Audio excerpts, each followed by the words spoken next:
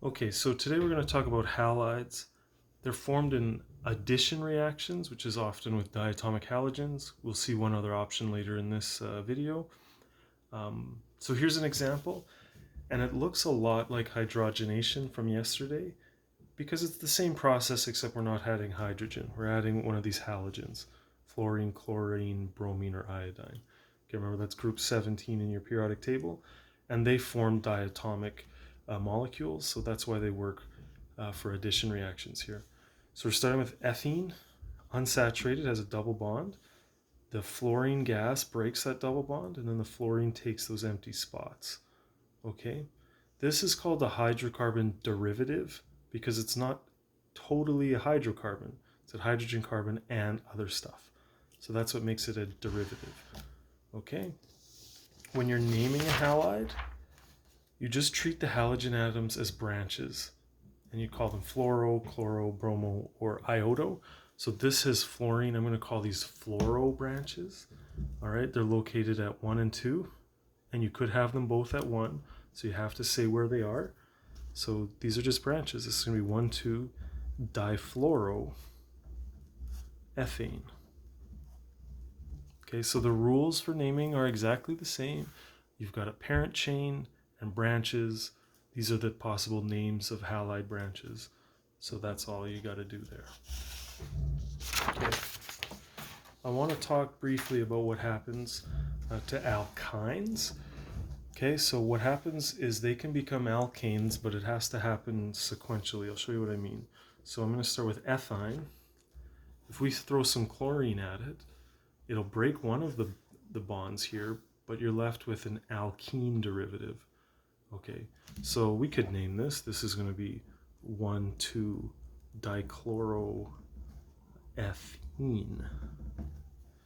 Okay, if there's more chlorine available, which typically there is, the chlorine will break the remaining double bond and saturate the molecule. Okay, so now we've got 4 chlorines, 2 of them at 1, 2 of them at 2. This is 1, 1, 2, 2 tetrachloroethane.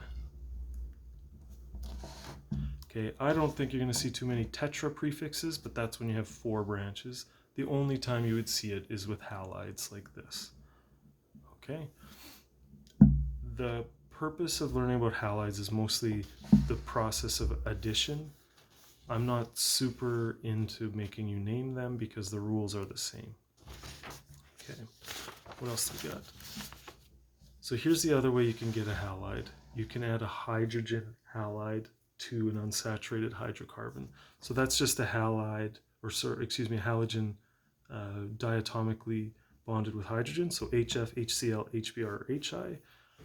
And this results in structural isomers. So you're going to get more than one structure in a large reaction, and I'll show you why. All right. So here I've got propene, and I'm going to add HF to it. Okay. Now the HF breaks the double bond.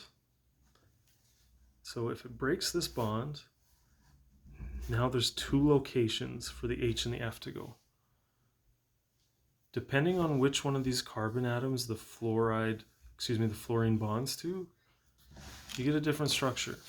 So it could bond to the first carbon, or it could bond to the second carbon. Okay, so you know how to name this. This would be 1-fluoropropane, and this would be 2-fluoropropane. And they have slightly different properties.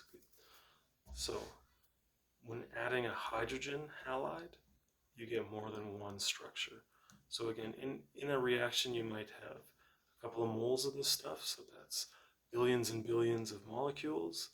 If you add a couple of moles of HF, you're going to get billions of these and billions of these. Okay, and they are slightly different. Whereas if you would have just added fluorine gas, F2, you'd only get one thing. You would get F's in both of the new locations. It would be 1,2 difluoropropane. I hope that makes sense.